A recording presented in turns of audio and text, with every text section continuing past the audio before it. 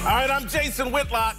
That's Marcellus Wiley. That dude. Yes, sir. All right, welcome to Speak for Yourself, the most fearless show in sports. Coming up, we'll tell you if Ezekiel Elliott just lost some major leverage in his contract negotiations. And 1 hour from now, we'll tell you if we just got proof LeBron's agent, Rich Paul, if he tried to sabotage the Clippers. We start in the NFL. All right, for much of this week, I've been arguing with and debating Marcellus, Shawne Merriman, and TJ Houshmandzadeh over how the NFL Players Union should respond and exploit ownership's desire to expand the league's schedule to 18 games. Today, I want to establish a goal for the players in their collective bargaining negotiations. Points on the package. If you're a fan of the greatest TV show in the history of television, The Wire, then you remember Baltimore kingpin Avon Barksdale opening up a new territory and offering his young soldier Stinkum points on the package. Stinkum received a percentage of sales. NFL players get 47% of the league's defined revenue. They get 47 points on the package. DeMaurice Smith, head of the Players Union, should use the desire for 18 games to increase the players' points on the package to 50%.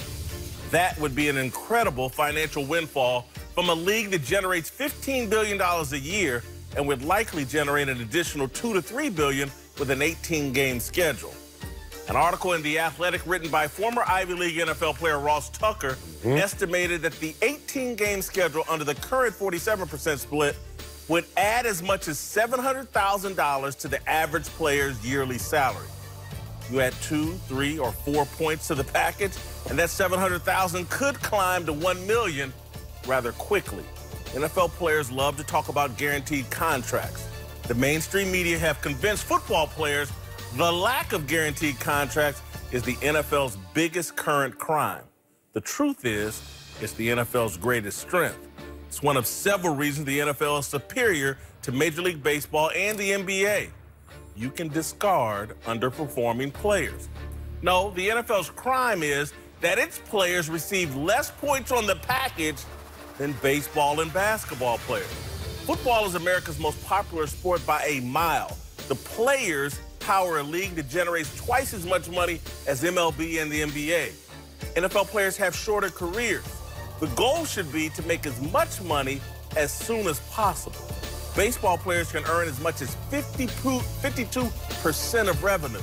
Basketball players earn 50%. NFL players get 47 or 48 points on the package. The best workers in sports have the worst points on the package deal. That is criminal. Yesterday, shortly after this show concluded, Pro Football Talk's Mike Florio published a story defending DeMaurice Smith. The story stated that criticism of Smith is mostly unfair. Florio wrote, "One thing the NFLP definitely has done incredibly well, it has created a clear impression that it is vehemently opposed to expanding the regular season." Neither Florio nor Smith understand leadership. It's not in defining what you are against, it's in boldly defining what you are for. Positive, proactive leadership is far more effective than negative, reactive leadership. Florio's article concludes that Smith is waiting on the NFL to make the players an offer they can't refuse. Well, closed mouth can't get fed. Scared money don't make money. NFL owners and their television partners want 18 games. I say no problem. Football players, we want more points on the package than basketball and baseball players. We want half of this money. Hey. Football players have earned it. They're the best in the business. They're the biggest TV stars we've ever seen.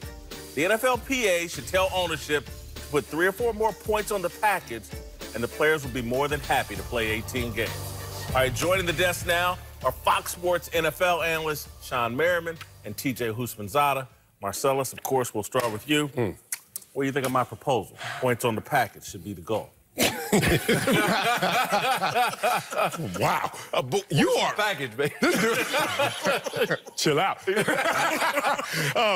You sure are quick on the trigger, man. It's amazing. I don't agree with your package. I don't like your package because on Monday, you were too quick on the trigger saying, hey, players, jump on this opportunity. You can't let this go by. And now we're here on Wednesday, and you're saying, let's put some terms to this opportunity, to this idea. But what you don't do is set the market. What you don't do is react to a headline, not to a proposal. So I don't like your terms because why limit myself? Why not go up to 51%? Right now, we're in fluctuation between 47 and 48.5% in terms of the split with the owners. Why say that we can't go 50 plus and then see what happens? But you know how I'll know when it's time to respond to their proposal as they're having their meetings today, tomorrow, and Friday about the CBA? Pressure. Pressure creates leverage. Pressure from the TV networks. Hey, NFL, how's that looking? We'll get back to you. Pressure from the fan base. How's this going to work? 16 games, 18 games, I pay it for 2 games. No Tom Brady, boo. And then pressure from the players, which is that awkward silence of y'all figured this out yet? And when they calculate all that external pressure from its fan base and from those networks, they'll come to the NFLPA with something I think that's even grander with your proposing. So therefore, I just pause until I see something hard on the table. I like it. I like this proposal. We talked about the other day of DeMaurice Smith coming to the table or the NFL coming to the table without a definitive plan, right? 16 games, the guy's going to sit out. How do we divide this money up? If you do 50-50, it's an easy situation. There's no fine print to read. There's no where this money going to go. Okay, let's come. The NFL come to the table. Okay, you guys got 50%. Do whatever you want with it. If you want to play your guys 16 games, play them 16 games. You want to play them 18, but we're going to come to the table with a definitive plan and say, you guys figure it out. That's a plan that the NFL can easily come to DeMaurice Smith and NFLPA and simplify, because I like simplicity. Let's go sit down. You guys have 50%. You find out what to do with it. You want to play 16 games. If the fans are mad because your starter's not playing, that's on you guys, but we're going to give you 50%. Well, when we played, we got 50%. Thank you. And so that was the norm for us. Now it's not the norm now. In the new CBA, that's why the owners are so happy, because it was dropped down to 47 to 48.5%. Now, 50% is the minimum we get. And it can't just be, the problem is what the players have always worried about, and you're going to say that's what it should be, is about the money. We're going to get 50%, and there has to be one thing that means something to the players that they get as well, whether it's medical insurance, whether it's a partial guarantee on your contract. I mean, if you sign a 6-year deal, the first 4 years should be guaranteed regardless. If you sign a 4-year deal, all 4 years should be guaranteed. Those things are going to matter to the players. It's not about, oh, we get 50%, that's $750,000 more per year.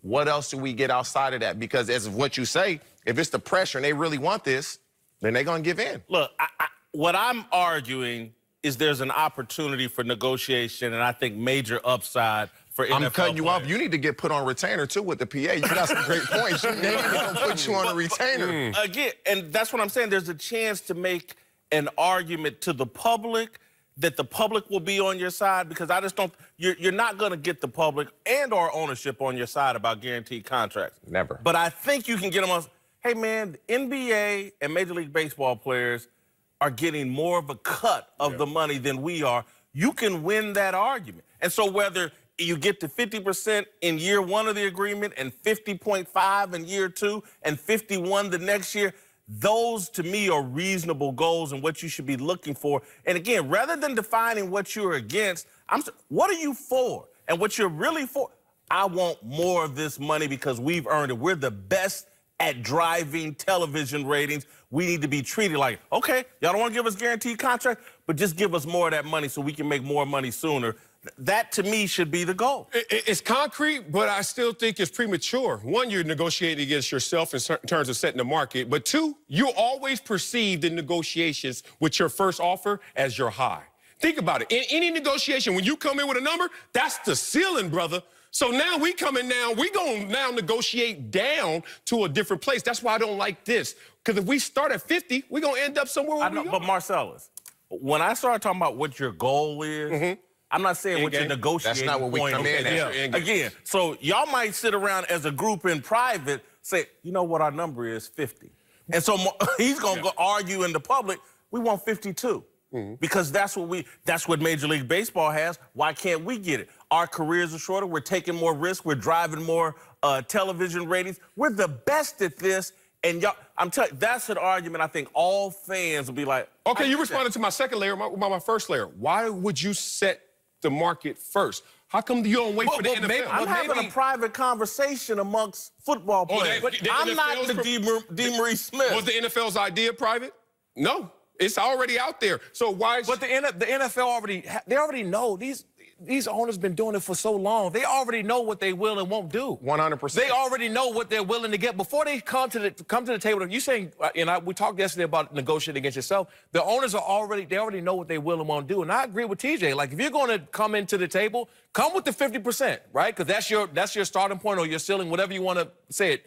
Okay, now we're gonna bend a little bit more. Now we're gonna give the first 4 years guaranteed in healthcare. Now, if that happens, DeMaurice Smith looks like the bad guy. If the NFL comes in and says, we're going to give you 50%, that's the start negotiation point.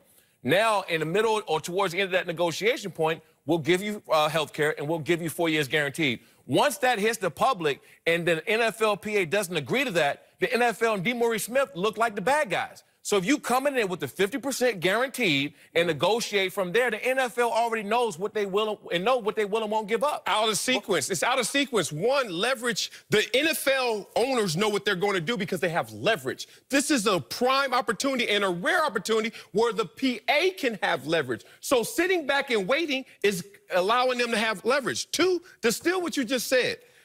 The NFL right now in this proposal doesn't know which way is up. Let's just be real. They have not connected all the dots. They have not made this situation where they know how the 18 and 16 game is going to land with its public and with its players. Marcellus, so just wait. They don't have to have it figured out, for one. Right. And two, as long as the money's there. Right. And two, they're not going to get beat up for coming with a proposal that calls for more games without having player input. They can only be figured out together to make it work in the public where they won't get beat up. And then the other thing, Marcellus, is there's no one that owns an NFL team or anyone that's a lawyer representing the NFLPA who doesn't already know there's one goal line here. And the goal line is what percentage of revenue are the players going to get. Yeah. That's all given. So again, it's an argument about where we're going to land on this number. And I'm saying use this 18-game deal to come up with an argument that gets you to the goal line or maybe even past the goal line to 51% or whatever. But the argument is about what percentage of revenue. It doesn't. That argument's been going on for decades. Okay, and I respect that, but I don't want to get caught up in semantics. We are agreeing that we're going to call this play. But see, you remind me of when I was a young player and I had a best move and I said, I know this is going to work. And I went out there and did it too early. And then I realized I got to set you up, brother, as a tackle. I can't use my best move too early. So guess what I'm saying? Let's call that play. Let's use that move.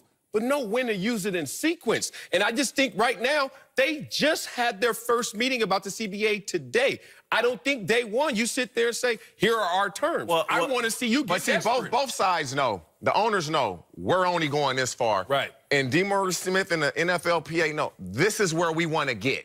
They both know how far each will bend. It's just, to me, I was a rep for 7 years, so I've been in these meetings. I know what goes on. It's the big thing is the money's going to come. It's the benefits that come with it is what guys are worried about. And so the 50%, whatever it may be, that's going to come. It's everything else that matters that the public doesn't really care about. All they see, oh, the players got X amount percent or the owners. It's the other things as well. I'm going to say this. If you look at what everybody has said, from Roger Goodell and the NFL side they're trying to get a deal done before the start of this season. And to me, that screams they don't have a lot of time. This screams that, but it also desperation. Yeah, it does, because it's like there's this pot of gold out here that the TV networks have for us right now. And so we need to be putting these things into place so we can strike. If we don't get this deal done and it goes all the way into next year, the pot of gold might not be as big. We just don't know. So there's not a lot of time. And look, you're arguing about 49%, 50%, 51%. But like that's what got them in trouble last time. You know why the players conceded down to 47 to 48.5%? Because the NFL owners convinced them that you can take less of more. The game is growing, just take a little less percentage. And the players say, you know what, y'all got us